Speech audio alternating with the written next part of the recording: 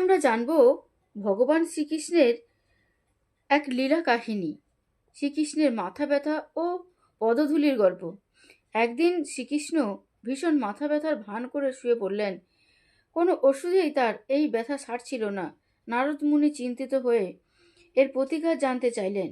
কৃষ্ণ বললেন, একমাত্র তার কোনো পরম ভক্তের পায়ের ধুলো যদি তার কপালে লাগিয়ে দেওয়া হয় তবেই ওই ব্যথা সারবে।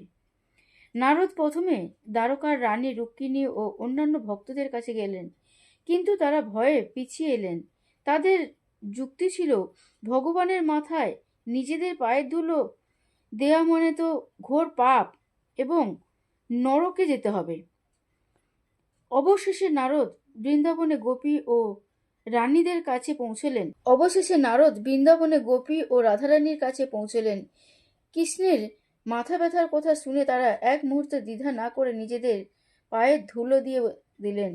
নারদ যখন তাদের নরকের ভয় দেখালেন, তখন গোপীরা বললেন, আমাদের প্রিয়তম কৃষ্ণ যদি এক মুহূর্তের জন্যও শান্তি পায় তবে তার বদলে আমরা অনন্তকাল নরকে পচতেও রাজি আছি।